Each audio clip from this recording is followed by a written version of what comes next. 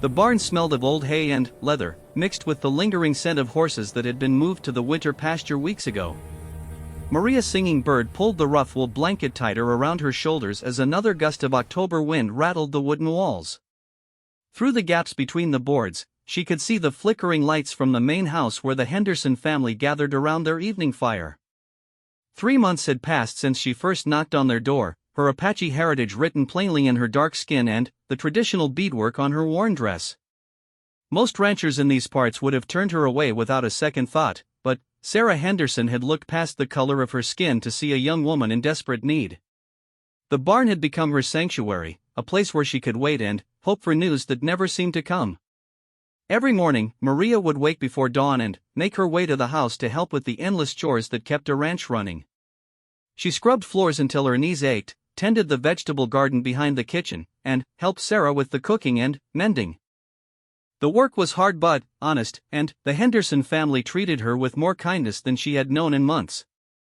But it was the evenings that tested her resolve. As darkness settled over the ranch, she would return to the barn and settle into her makeshift bed in the corner stall.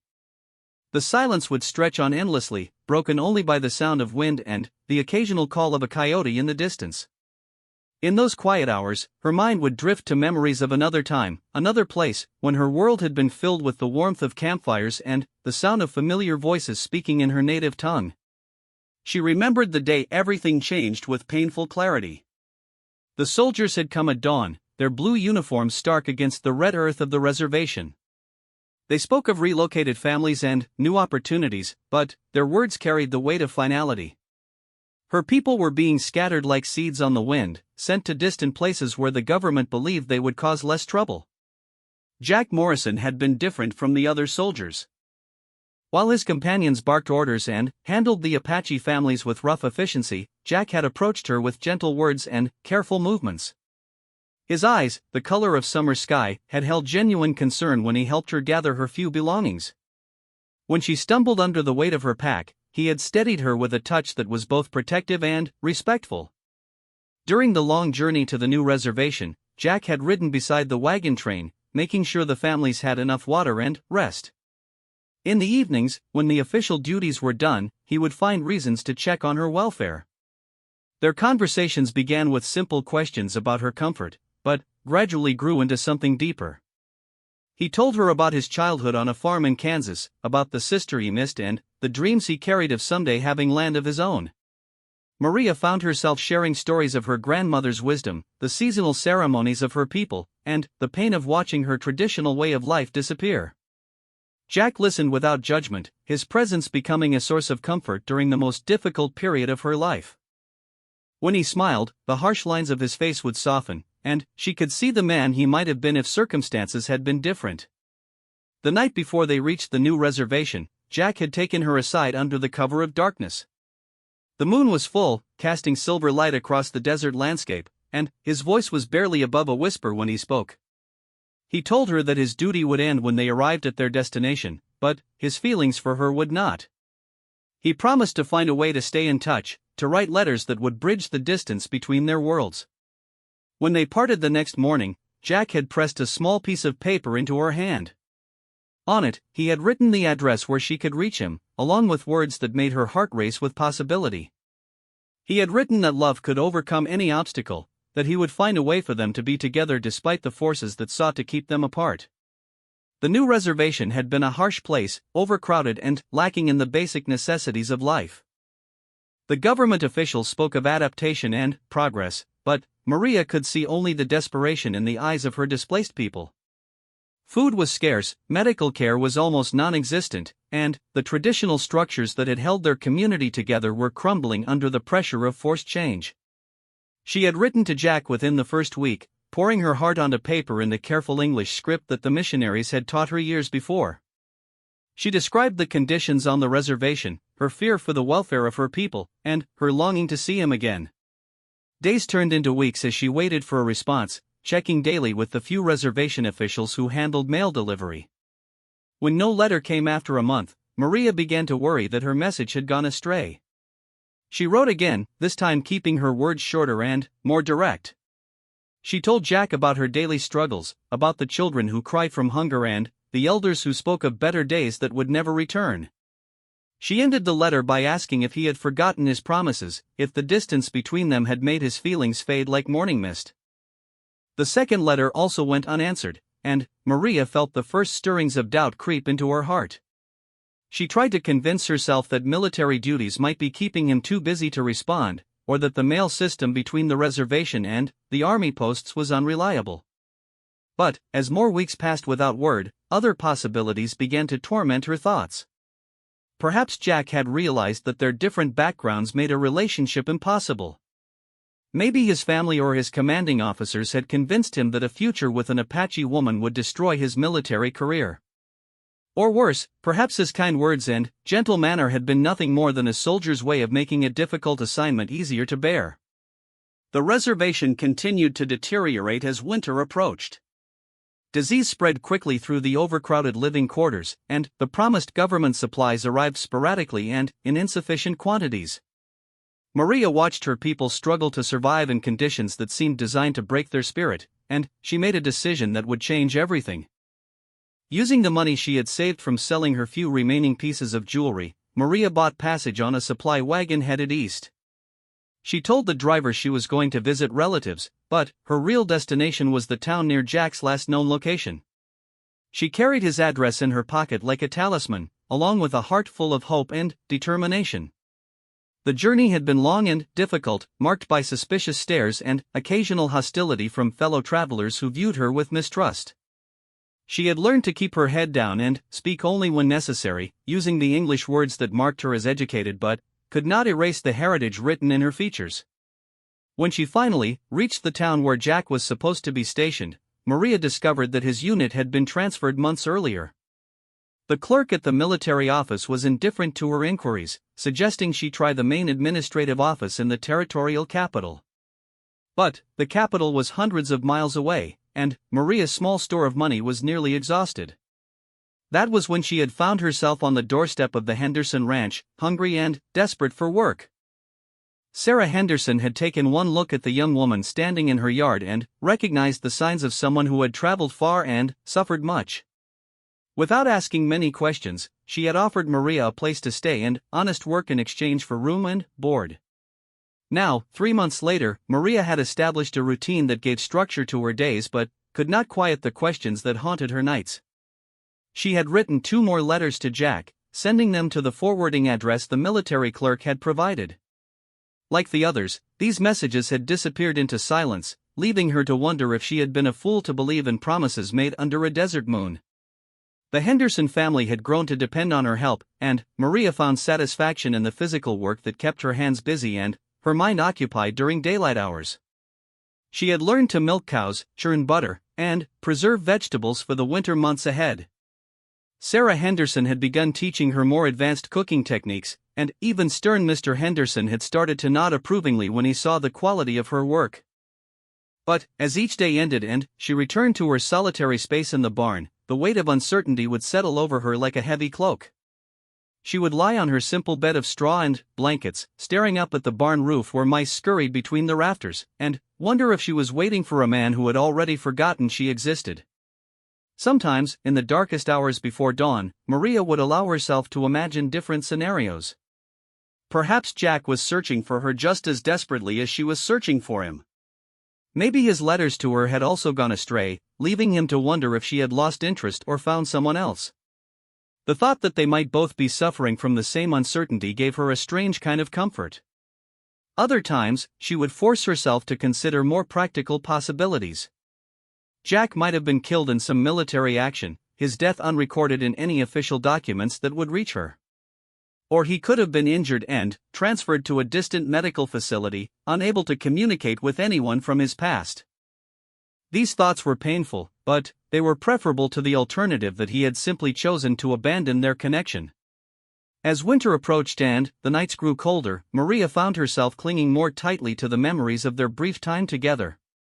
She would recall every conversation, every shared glance, every moment when his fingers had brushed against hers as he helped her down from a wagon. The memories had taken on an almost sacred quality, preserved in her mind like pressed flowers between the pages of a book. The other ranch hands had begun to accept her presence, though they maintained a respectful distance that spoke to both her gender and her heritage. They would nod politely when their paths crossed, and occasionally one of them would offer to help her with a particularly heavy chore. But none of them attempted to engage her in the kind of casual conversation that might have helped ease her loneliness. Sarah Henderson, however, had become something approaching a friend. The older woman had a kind heart and a practical nature that allowed her to see past surface differences to the character beneath. She had never asked directly about Maria's past or the reasons that had brought her so far from home, but her gentle questions and patient listening had gradually drawn out pieces of the story. Maria had told Sarah about her family's forced relocation and the difficult conditions on the reservation, though she had not mentioned Jack by name or revealed the depth of her feelings for him. Something held her back from sharing that particular pain, perhaps the fear that speaking about it would make the loss feel more real and final. Tonight, as the wind continued to howl around the barn walls, Maria found herself thinking about the choices that lay ahead. Winter was coming, and she could not stay in this temporary arrangement forever. The Hendersons had been generous beyond anything she had a right to expect, but she was not family, and their charity would not extend indefinitely. She could try to make her way back to the reservation, though the thought filled her with dread.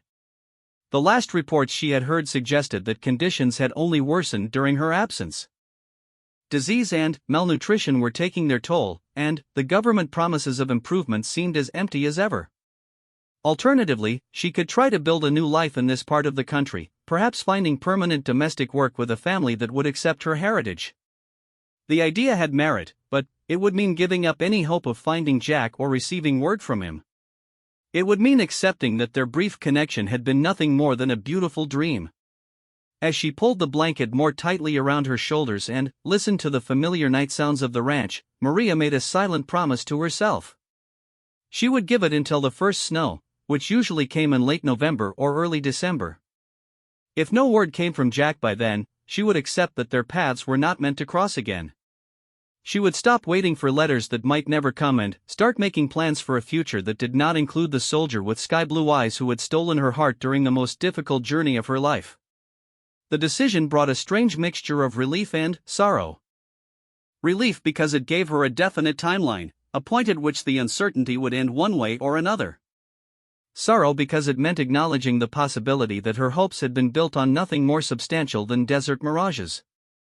Until that deadline arrived, however, she would continue her nightly vigil in the barn, watching and waiting for a sign that love could indeed overcome the obstacles that seemed to make their union impossible.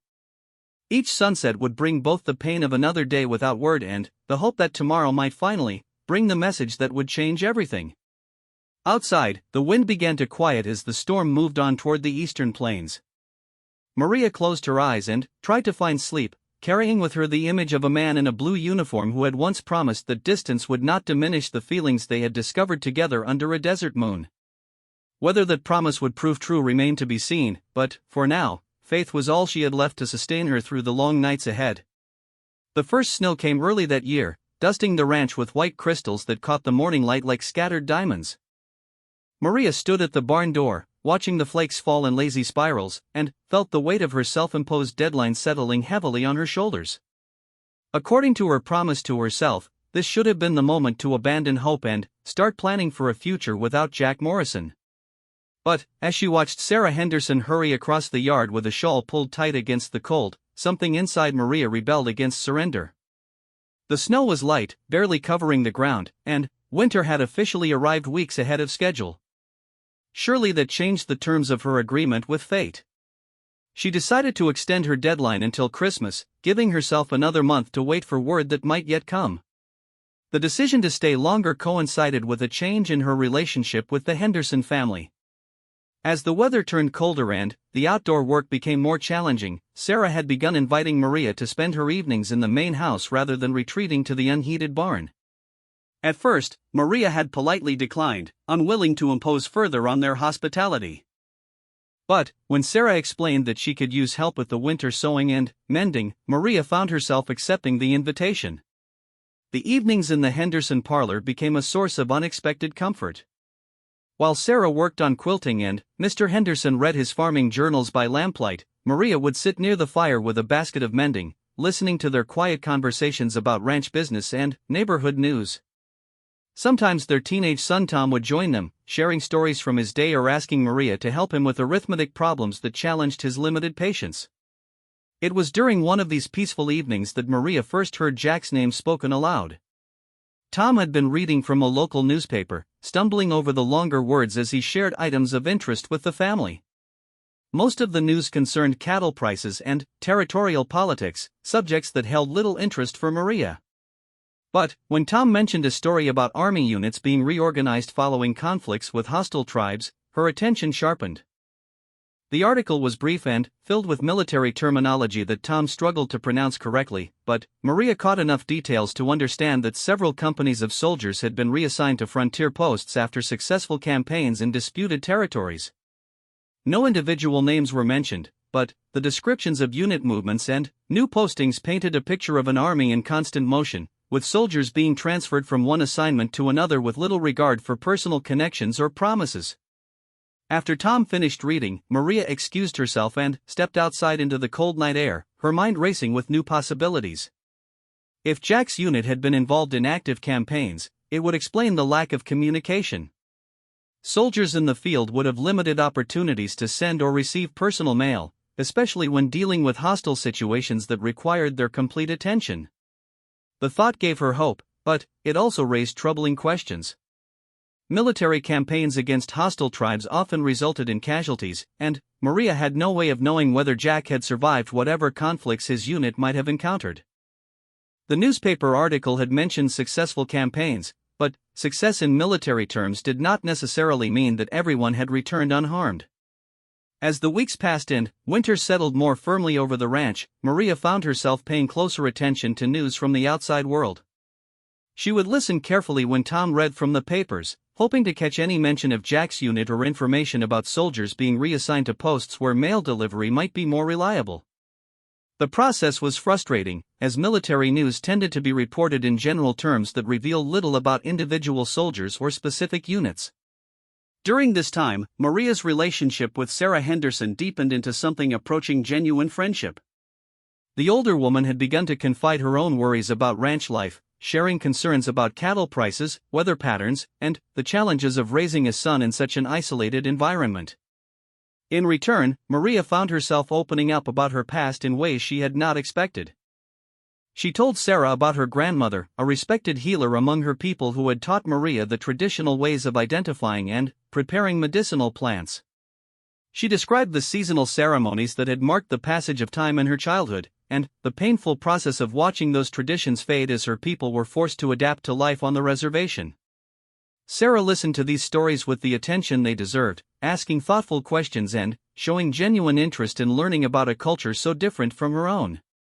It was during one of these conversations that Maria finally found the courage to mention Jack, though she spoke of him only as a soldier who had shown kindness during the relocation journey. Sarah's response surprised her with its insight and compassion. The older woman observed that military life was unpredictable and that good men often found themselves caught up in circumstances beyond their control. She suggested that patience might yet be rewarded, as letters sometimes took months to reach their destinations, especially when the recipients were stationed at remote frontier posts. The encouragement came at a time when Maria desperately needed to hear it. Christmas was approaching, and, with it, the new deadline she had set for herself.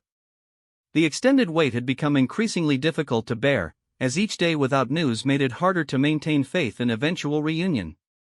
But, as December progressed, Maria began to notice changes in the routine of the ranch that suggested new possibilities. The weekly mail delivery, which had been irregular during the autumn months, became more reliable as the postal service adapted to winter travel conditions. More importantly, she learned that the nearest town was expecting the arrival of a new telegraph line sometime after the new year, which would dramatically improve communication with distant locations. The prospect of reliable telegraph service sparked a new plan in Maria's mind. If Jack was still alive and stationed somewhere within the territorial communication network, a telegraph message might reach him even if letters had failed to get through. The cost would be significant, representing a large portion of the small salary she had managed to save during her months with the Hendersons, but it would be worth any price to know for certain whether her hopes had any foundation in reality. She began to compose the telegraph message in her mind, working out the precise wording that would convey the most information in the fewest words. Telegraph charges were calculated by the word, making brevity essential. She would need to identify herself clearly, provide her current location, and ask for a response that would tell her whether Jack still remembered their connection. As Christmas Eve arrived, Maria made another modification to her timeline.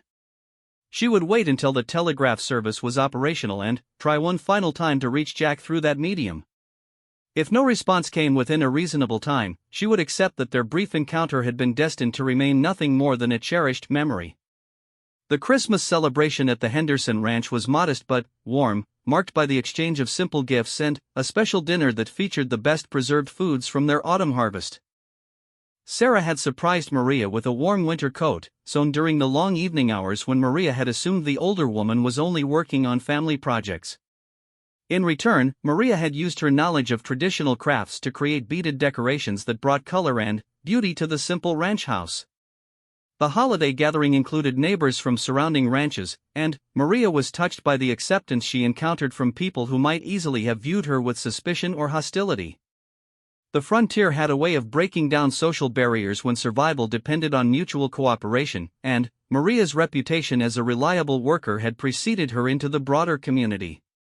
During the evening festivities, she found herself in conversation with a traveling preacher who made regular circuits through the isolated ranch communities. When the man learned of her heritage and her current situation, he shared stories of other displaced Native Americans who had successfully built new lives in frontier settlements. His tales were meant to be encouraging, but they also carried an implicit message that moving forward might require leaving the past behind. The conversation with the preacher crystallized something that had been forming in Maria's mind during the long weeks of waiting. Even if Jack never contacted her again, her time at the Henderson Ranch had proven that she could build a meaningful life outside the boundaries of the reservation. She had developed skills that were valued in frontier society, and she had earned the respect of people who judged her on merit rather than ancestry. This realization brought both comfort and confusion. On one hand, it meant that her future was not entirely dependent on Jack's response to her messages. She had options and possibilities that did not require her to return to the harsh conditions of the reservation. On the other hand, the prospect of building a new life raised questions about whether she was betraying her heritage and abandoning the struggles of her people. As the Christmas celebration wound down and the neighbors departed for their own ranches, Maria retreated to her quarters in the barn with a head full of conflicting thoughts. The evening had been pleasant, and the acceptance she had encountered from the community was more than she had dared to hope for when she first arrived. But the warmth of human companionship only emphasized the absence of the one person whose approval and affection mattered most to her. She lay awake long into the night, listening to the familiar sounds of the barn and thinking about the telegraph message she would soon have the opportunity to send. The words had been refined through weeks of mental composition, and she was confident they would convey everything that needed to be said within the constraints of the medium. But, as she stared up at the barn rafters where moonlight filtered through gaps in the walls, Maria found herself wondering whether she really wanted to know the truth. As long as uncertainty remained, she could maintain hope that Jack's feelings matched her own and that circumstances alone were keeping them apart. A telegraph response, or lack thereof, would remove that uncertainty and force her to confront reality. The thought that Jack might respond with polite but distant words, explaining that their connection had been a temporary product of unusual circumstances, filled her with dread. Even worse would be a response from someone else, informing her that Jack had been killed or injured, or that he was now married to someone more suitable to his station in life. Yet she knew that continued uncertainty would eventually destroy her peace of mind just as surely as unwelcome news. The waiting had already consumed months of her life and left her suspended between a past she could not reclaim and a future she could not quite embrace. Only definitive knowledge would allow her to move forward, whatever direction that movement might take. As dawn approached and the barn began to fill with the gray light of early morning, Maria made her final decision. When the telegraph service became operational, she would send her message and wait exactly 1 month for a response. If no answer came by the end of January, she would accept that Jack Morrison was either unable or unwilling to resume their connection. At that point, she would turn her full attention to building the life that seemed to be opening before her in this frontier community. The decision brought a sense of resolution that had been missing from her previous deadlines. This time, she was not simply extending the wait indefinitely, but committing to a definitive conclusion that would allow her to move forward regardless of the outcome. Whether that movement led toward reunion with Jack or toward a completely different future, at least she would be moving rather than remaining forever suspended in hopeful uncertainty. Outside the barn, she could hear the sounds of the ranch awakening to another day. Soon Sarah would ring the breakfast bell, and Maria would join the family for the morning meal before beginning the daily round of chores that gave structure and purpose to her days. But first, she would allow herself a few more minutes to hold on to the dreams and possibilities that had sustained her through the long months of waiting. The telegraph lines would be completed soon, carrying her final message across the vast distances that separated her from the man who had captured her heart during a difficult journey. Within a matter of weeks, she would know whether that capture had been mutual and lasting, or merely the product of circumstances that had now faded into memory. Until then, she would continue her nightly routine of settling into the barn as darkness fell, pulling her blankets close against the winter cold, and holding on to the hope that somewhere in the vast territory beyond the ranch boundaries, a soldier with sky-blue eyes was also waiting for word that would bridge the distance between their separated worlds. The telegraph poles marched across the winter landscape like skeletal sentinels, their copper wires humming with the promise of instant communication across impossible distances. Maria watched from the Henderson ranch as the last connections were made to the apparatus in the town's general store, her heart beating with anticipation and dread in equal measure. It was the second week of January when the postmaster finally declared the system operational, and Maria made the journey into town with Sarah Henderson, ostensibly to purchase supplies but really to send the message that had been burning in her thoughts for weeks. The words had been refined countless times, pared down to essential elements that would fit within her limited budget while conveying everything that mattered. Standing at the telegraph operator's desk with the message form in her trembling hand, Maria felt the weight of months of uncertainty condensing into this single moment. The operator, a thin man with wire-rimmed spectacles, waited patiently as she copied her carefully prepared text onto the official form. Jack Morrison, Stop Station, Territorial Army. Stop. Maria Singing Bird, Henderson Ranch, Bear Creek. Stop waiting. Reply. Stop. Urgent response needed. Stop. The message contained her current location, her identity, and a request for response that left room for Jack to contact her without committing himself to anything beyond acknowledgement. If he had forgotten her or moved on with his life, he could send a brief note explaining the situation. If his feelings remained unchanged, the message provided the information he would need to find her. The operator calculated the charges and accepted her payment with professional indifference, adding her message to a stack of others waiting to be transmitted. He estimated that delivery to military posts throughout the territory would begin within hours, and responses could be expected within days rather than weeks if the recipient was stationed anywhere within the network. Maria left the telegraph office with a mixture of relief and terror. After months of waiting and uncertainty, she had finally taken definitive action to resolve the questions that haunted her nights. Within days, she would know whether Jack Morrison remembered their connection and valued it enough to respond. The knowledge that answers were imminent was both liberating and terrifying. The journey back to the ranch passed in contemplative silence.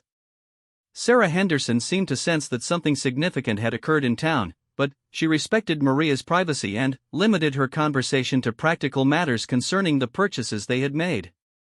It was only when they were unloading supplies at the ranch that Sarah mentioned observing Maria's visit to the telegraph office. The older woman's approach to the subject was characteristically direct but kind.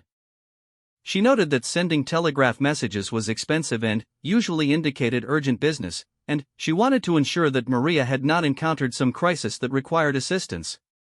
The genuine concern in her voice prompted Maria to share more of her story than she had previously revealed. For the first time, Maria spoke Jack's name aloud and described the depth of feeling that had developed between them during the relocation journey. She explained the months of unanswered letters and the growing fear that their connection had been one-sided or temporary. The telegraph message represented a final attempt to discover the truth, whatever that truth might be. Sarah listened without judgment, asking occasional questions that helped clarify the timeline and circumstances of the relationship. When Maria finished her account, Sarah's response was both practical and supportive. She observed that military service often complicated personal relationships, but that genuine feelings had a way of surviving even difficult circumstances. More importantly, she assured Maria that regardless of the telegraph response, she would always have a place at the Henderson Ranch for as long as she chose to stay. The promise of continued welcome was more valuable than Sarah could have realized. Throughout the months of waiting, Maria had struggled with fears that her temporary arrangement at the ranch would expire, leaving her with nowhere to go if Jack failed to provide an alternative. Knowing that she had earned a permanent place in this community, independent of any romantic considerations, gave her a sense of security that had been missing since her departure from the reservation. The next few days passed with agonizing slowness. Every sound of approaching riders prompted Maria to look hopefully toward the main road, thinking that perhaps a telegraph messenger was bringing news from town. But the routine of ranch life continued unchanged, with no sign that her message had prompted any response from the wider world. Sarah had warned her that military communications could be unpredictable, especially during winter when weather conditions sometimes disrupted telegraph operations. It was possible that the message had not yet reached Jack, or that his response was delayed by circumstances beyond his control. Patience remained essential, even though the waiting had become almost unbearable. On the fourth day after sending the telegram, Maria was working in the kitchen when she heard the distinctive sound of a horse being ridden hard toward the ranch house. Through the window, she could see a rider approaching at speed, and her heart began to race with the possibility that news was finally arriving. Sarah heard the commotion and joined Maria at the window, both women watching as a young man dismounted and approached the front door. The visitor turned out to be Billy Thompson, the son of a neighboring rancher who often served as an unofficial messenger between the scattered homesteads and the town. He carried a telegraph envelope addressed to Maria Singing Bird, and his excited manner suggested that he understood the significance of his mission. Sarah invited him inside for coffee and a meal, understanding that the delivery of the message was only part of the service he was providing. Maria accepted the envelope with hands that shook despite her efforts to appear calm. The yellow paper felt impossibly light for something that carried such momentous implications, and she hesitated before breaking the seal that would reveal Jack's response to her plea for communication.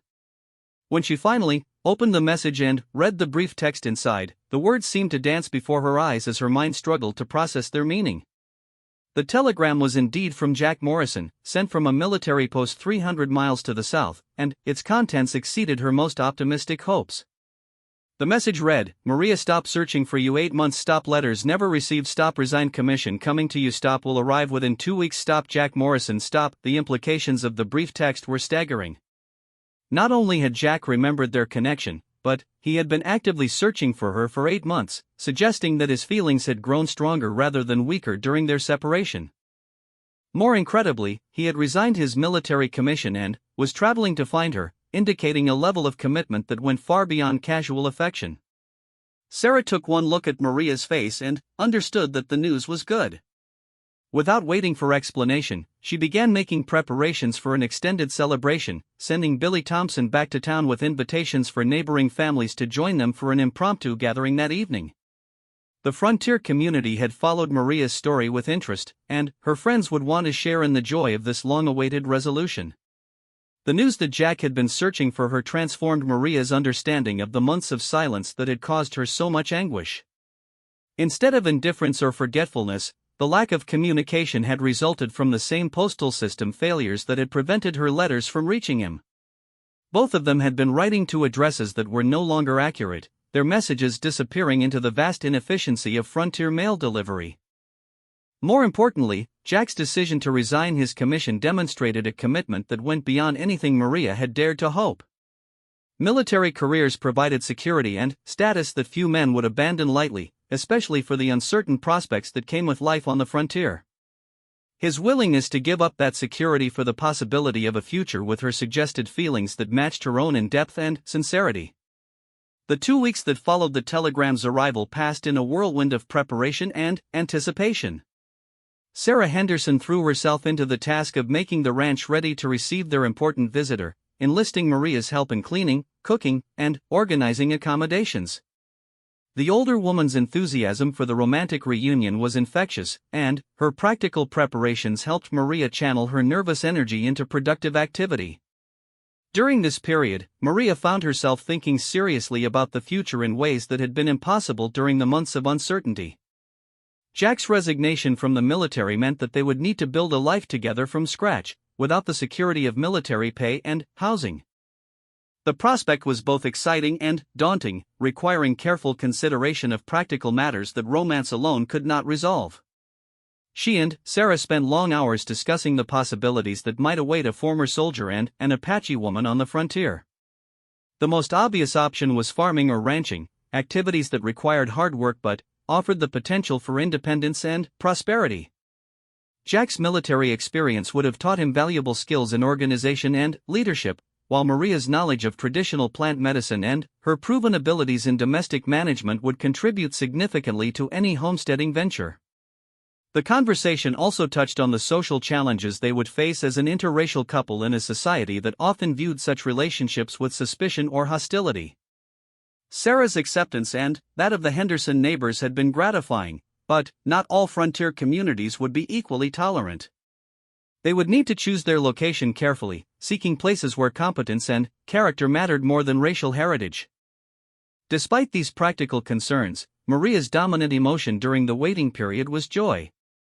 The months of uncertainty had ended with the best possible outcome, and soon she would be reunited with the man who had captured her heart during a difficult journey. The future held challenges, but they would face those challenges together, with the strength that came from genuine mutual affection and respect. As the second week of waiting drew to a close, Maria began watching the horizon with increasing intensity. Jack had estimated that his journey would take approximately 2 weeks, allowing for winter travel conditions and the need to arrange transportation across difficult terrain. Every day that passed brought them closer to reunion, but also increased the tension of anticipation that made concentration on daily tasks increasingly difficult. Sarah noticed Maria's distraction and suggested that they take a trip into town to purchase fabric for new dresses that would be appropriate for the special occasions that lay ahead. The suggestion was both practical and psychological, providing an activity that would help pass the time while also preparing for the changed circumstances that reunion would bring. The trip to town proved fortuitous in ways that neither woman had anticipated. As they were leaving the general store with their purchases, the telegraph operator hailed them from across the street. He carried another yellow envelope addressed to Maria, and his excited manner suggested that he had become personally invested in the romantic drama that had been unfolding through his office. This second telegram was even briefer than the first, but its message sent Maria's heart soaring with anticipation. Arriving tomorrow. Stop. Cannot wait to see you. Stop. Jack stopped. The countdown that had been measured in weeks was suddenly reduced to hours, and Maria felt a mixture of excitement and panic at the proximity of reunion. Tomorrow she would see Jack Morrison again, and learn whether the feelings that had sustained her through months of uncertainty were matched by the reality of his presence. That evening, as she settled into her familiar space in the barn for what might be the last time, Maria reflected on the journey that had brought her to this moment. The months of waiting and uncertainty had been difficult, but they had also been transformative. She had learned that she could survive on her own, build friendships across cultural boundaries, and create a meaningful life even in challenging circumstances. More importantly, she had learned that love worth having required patience, faith, and the courage to take risks when circumstances demanded action. Her decision to send the telegraph message had been a leap of faith that could have ended in disappointment, but instead had opened the door to possibilities that exceeded her most optimistic dreams. As she drifted toward sleep, Maria's mind was filled with images of tomorrow's reunion and the future that would unfold beyond it. The waiting was almost over, and soon she would discover whether the love that had been nurtured through separation could flourish in the light of renewed presence. The morning dawned clear and cold, with sunlight reflecting off the snow-covered landscape like scattered jewels. Maria had barely slept, her mind too active with anticipation to find rest, and she was already dressed and helping Sarah with breakfast preparations when the first rays of light touched the ranch house windows. Every sound seemed magnified in the crisp winter air, and Maria found herself pausing frequently in her tasks to listen for the approach of riders. She had no way of knowing exactly when Jack would arrive, or even whether he would come today as his telegram had promised. Winter travel was unpredictable, and delays caused by weather or transportation difficulties could easily extend his journey. Sarah Henderson seemed to understand that normal conversation would be impossible under the circumstances, so she kept their morning interactions focused on practical matters. There were still preparations to complete for Jack's arrival, including the setup of accommodations in the guest room and the preparation of a special meal that would serve as both welcome and celebration. By mid-morning, Maria had exhausted the patience required for indoor tasks and found herself drawn repeatedly to the front porch, where she could scan the horizon for signs of approaching travelers. The main road was visible for several miles across the flat prairie, and any rider would be spotted long before reaching the ranch boundaries. It was during one of these vigils that she first noticed the distant dust cloud that indicated someone was approaching at considerable speed. The sight sent her heart racing, but she forced herself to remain calm, recognizing that many travelers use this road and that the approaching rider might be anyone. As the figure grew closer, however, certain details became apparent that suggested this was no ordinary traveler. The rider sat his horse with military bearing, and, even at distance, something about his posture and manner of movement seemed familiar. When he was still half a mile away, Maria felt a surge of recognition that left no doubt about his identity. Jack Morrison looked exactly as she remembered him, but somehow more substantial, as if the months of separation had added weight and substance to his presence. He rode with the easy confidence of a man who had spent years in the saddle, but there was an urgency in his approach that suggested he was as eager for this reunion as she was. When he reached the ranch yard and dismounted, their eyes met across the space between them with an impact that seemed to stop time. The months of uncertainty and longing collapsed into a single moment of recognition and relief, and Maria felt tears streaming down her cheeks without any conscious awareness that she was crying. Jack approached her slowly, as if afraid that sudden movement might cause her to disappear like a mirage. When he was close enough to touch, he reached out tentatively and brushed the tears from her cheeks with fingers that trembled slightly despite his outward composure. Neither of them spoke immediately. The reunion they had both imagined so many times was finally occurring, and words seemed inadequate to express the complexity of emotions they were experiencing. Instead, they stood facing each other in the cold morning air, absorbing the reality of presence after so many months of absence and uncertainty. When Jack finally found his voice, his words carried the weight of all the messages that had gone astray during their separation. He told her that not a day had passed without thoughts of her, and that his decision to leave the military had been easy once he realized that life without her had lost all meaning and purpose. Maria responded by sharing her own story of the long months of waiting and wondering, the unanswered letters that had filled her with doubt, and the faith that had somehow sustained her through the darkest periods of uncertainty. As they talked, the initial awkwardness of reunion began to fade, replaced by the easy communication that had characterized their original connection. Sarah Henderson appeared on the porch and invited them inside, understanding that they needed warmth and privacy for the conversation that would determine the shape of their future. She had prepared hot coffee and fresh bread, and the simple domestic setting provided a comfortable backdrop for the serious discussions that lay ahead. Jack wasted no time in making his intentions clear. He had resigned his commission with the specific goal of building a life with Maria, and he had spent his travel time developing practical plans for their future together. During his years of military service, he had managed to save a modest amount of money, and he had researched opportunities for acquiring land in territories where mixed-race couples could expect acceptance from their neighbors. The conversation that followed was both romantic and pragmatic, touching on matters of heart and practical necessity in equal measure.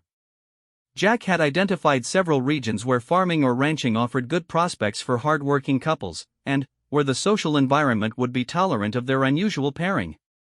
He had even corresponded with former military colleagues who had successfully made the transition to civilian life in similar circumstances.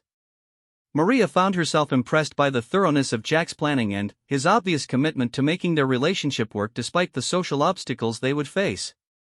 His willingness to leave behind the security and status of military life demonstrated a depth of feeling that matched her own, and his practical preparation showed that romance had not blinded him to the realities of their situation.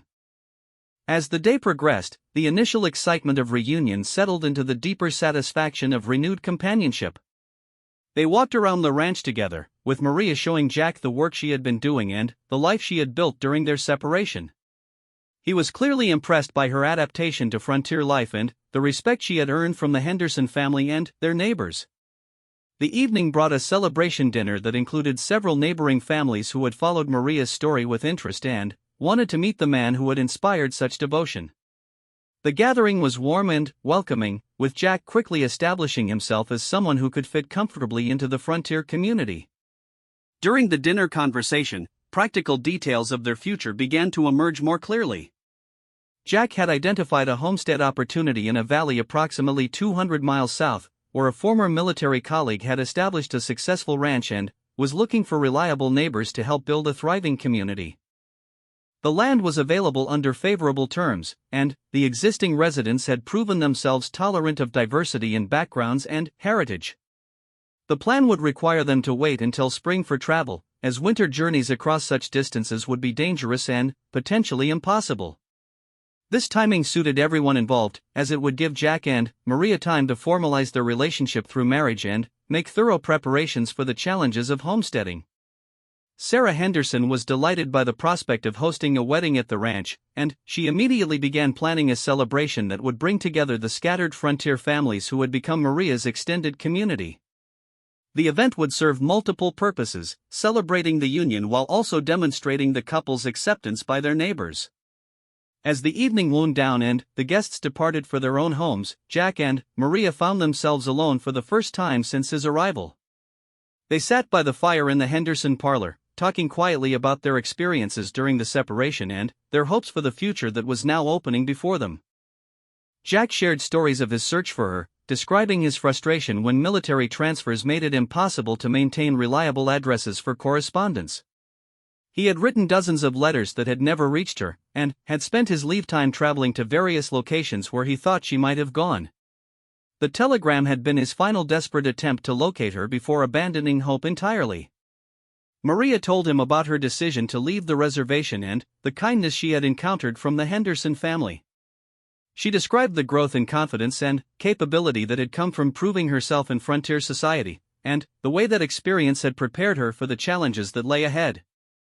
Their conversation gradually turned to more intimate matters, including the dreams and fears they had harbored during their separation.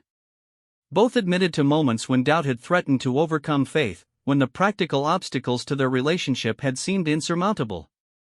But both had found ways to maintain hope, sustained by the memory of the connection they had discovered during the difficult journey that had brought them together. When the evening finally ended and they separated to their respective sleeping quarters, both carried with them a sense of completion that had been missing from their lives for many months. The uncertainty was over, the waiting had ended, and the future stretched before them filled with possibility and promise. Maria settled into her familiar space in the barn one final time, but now the routine that had sustained her through months of solitude carried entirely different meaning. Tomorrow she would begin planning the wedding that would formalize their union, and, within a few months, she would be leaving this sanctuary to begin a new life as Jack's wife and partner in the ambitious venture of frontier homesteading. The transformation from uncertainty to fulfillment had happened with startling suddenness, but the foundation had been laid through months of patience, faith, and the gradual building of confidence in her own capabilities. She was no longer the frightened and displaced woman who had arrived at the Henderson ranch seeking temporary shelter. She had become someone who could contribute equally to a partnership that would face significant challenges but also offered unlimited potential for growth and happiness. As she lay in the darkness listening to the familiar night sounds of the ranch, Maria reflected on the lessons that the long period of waiting had taught her. She had learned that love worth having required both patience and action, that faith needed to be balanced with practical preparation, and that individual strength was essential even in the closest partnerships. More importantly, she had discovered that home was not a place but a state of being that could be created anywhere when the right elements came together. The barn that had sheltered her during the months of uncertainty would always hold special meaning as the place where she had learned to hope again after experiencing devastating loss and displacement. But now a different kind of home awaited her, one built on mutual respect, shared dreams, and the kind of deep affection that could survive separation and uncertainty. The nightly vigil in the barn was ending, but it was being replaced by something far more valuable, a partnership that would create new traditions and establish new patterns of life. Jack Morrison had kept his promise, made under a desert moon during the most difficult journey of her life. Distance had not diminished his feelings, and obstacles had not destroyed his determination to find her. The words he had never sent in letters had finally been delivered in person, carrying with them the proof that some connections transcend the circumstances that create them. As sleep finally claimed her, Maria's last conscious thought was of gratitude for the strange combination of circumstances that had brought them together, separated them, and now reunited them with a deeper appreciation for what they had found in each other. the Apache girl would no longer sleep alone in the barn, waiting for words that might never come. Tomorrow would begin the next chapter of a story that had started with forced displacement but was ending with chosen partnership and the promise of a future built on love that had proven itself strong enough to survive anything that life could impose upon it. The waiting was finally over, and the real adventure was about to begin.